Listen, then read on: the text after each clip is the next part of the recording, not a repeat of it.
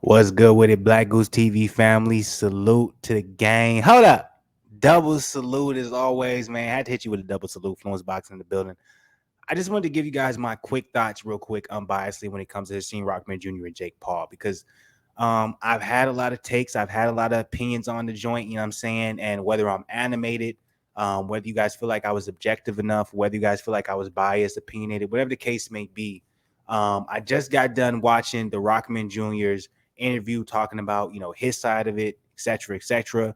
There's going to be a part two that's going to come out tomorrow because I didn't finish the entirety of the video.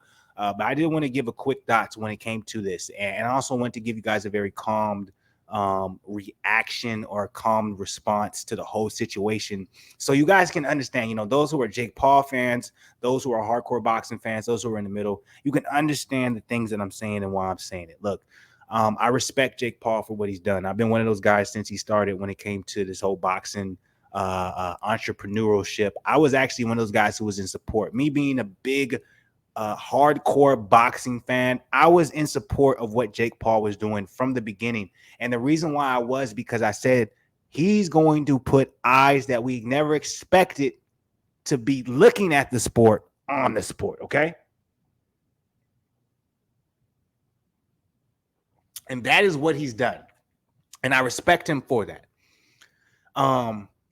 He's put guys on the map like Montana Love. I've followed Montana Love far before he ended up on Jake Paul's card. And the fact that he was able to get a signed his own deal, that alone speaks volumes, right? And then you're going to have the women's side of the game of what he's done for Amanda Serrano, and then also making Amanda Serrano versus Katie Taylor happen. That was one of the most exciting fights I've ever seen in a while. So I don't want to take anything away from Jake Paul. He's done some good things for boxing, right? Some great things, some would say. But in this particular case, what is going on with this particular fight being canceled, the narrative, what people are saying when it comes to Jake Paul and Hasim Rahman Jr. is something that I've been speaking on for a long time when it comes to this channel. Okay, guys. I've always been against, the entities, the promotional companies, the guys who wear the suits but act like they're in the ring. Okay. Because the problem with that, or the problem with that particular narrative, or the problem with the idea of not understanding the power levels and the power dynamics of boxing is a problem. And the reason it's a problem is because the fighters end up taking the majority of the blame. The fighters end up being looked at as if they're not wanting to fight, willing to fight, they're scared, they're not prepared. And that's never the case.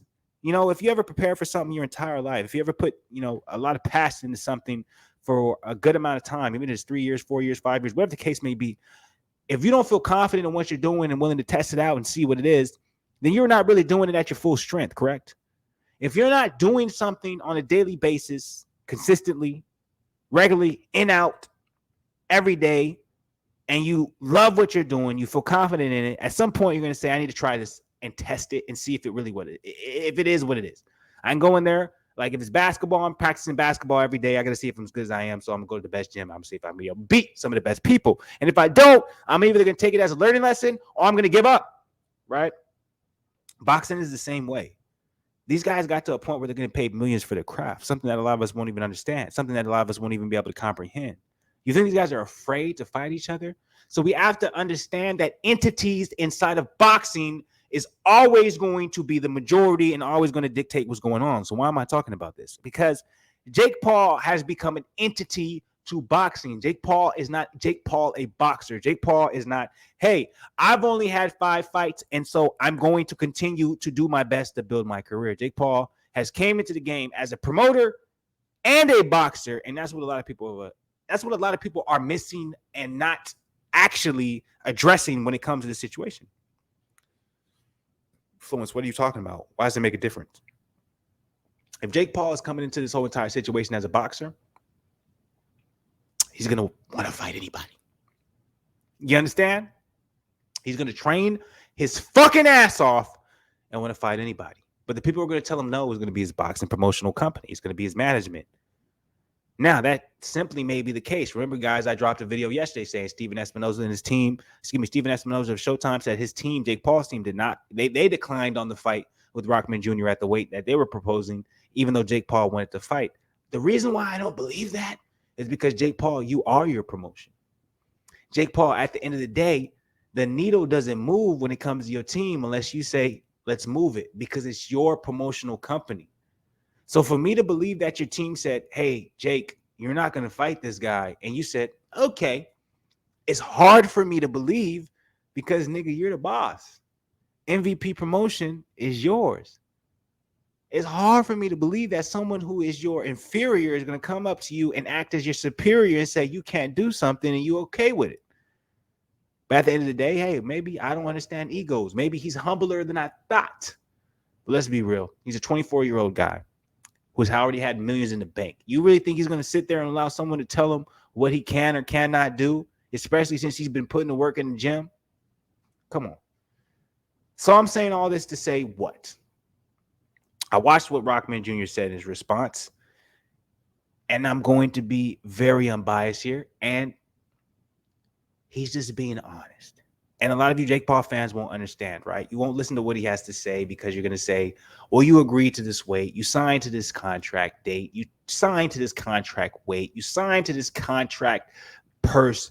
So why are you not abiding by it? Well, let me tell you guys this. When you come to the world of business, when you come to, a certain standpoint or a certain, period in your life where you're signing contracts and you're trying to make money move and you're trying to have deals, you're going to also realize that I can sign on the dotted line saying, hey, brother, you have to pay me $50,000 for this. And you can come back to me 2-3 weeks later and say, I don't got the money, my nigga. What we going to do from here? I can't do nothing about it, baby, even though I signed a contract. You know what I can do? I can sue him for all he's worth. But you know what suing costs?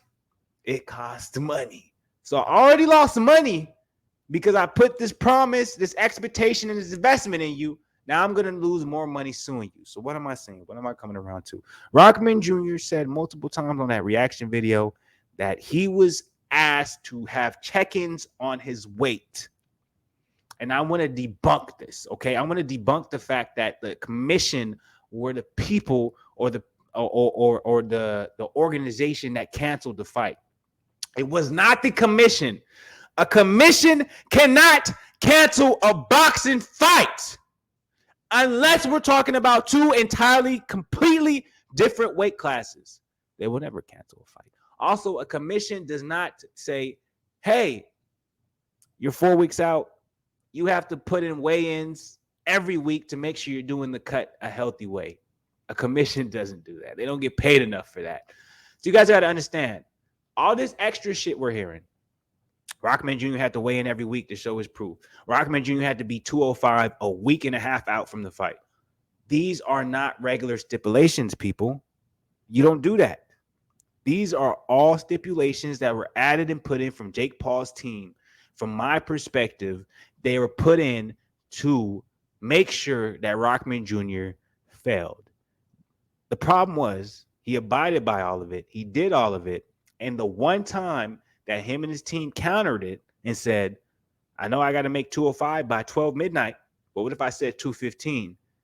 That was all Jake Paul and his team needed. They said, oh, yeah, this is all I need. All right, fight is over. Rather than allowing him to have until that night, they didn't even have to respond to the email. They could have just let him have until that night if they didn't hear anything from him, and then they could have canceled it, and then they had a real reason saying, well, this fight didn't go on because we said, hey, Rockman Jr. had to be at 205. He wanted 215. No, we didn't respond. But at the end of the day, we gave him the deadline. We didn't hear anything from him. The deadline passed. We got to cancel it. No, they did it before the deadline. So because of that, I don't care how y'all feel about me, Jake Paul's team is at fault. I don't think it's a bad thing, though. I just think it comes down to the fact that when you know, and if you don't, you don't. I love y'all. Appreciate y'all, man. Hit the like button. Subscribe to the channel. Road to 5K as always. I've been working hard, baby. It's 12 midnight where I'm at, and I'm still going, but I would never trade this for anything in the world. I've really grown to really just appreciate this shit. I love y'all, BlakGooseTV family. Please don't take no offense for me coming hard, me going extra. I'm just trying to break down shit the best way I can. Love y'all. Positivity. Stay blessed. Not stressed. I'm on Switch nigga side of the game. I'll be back, but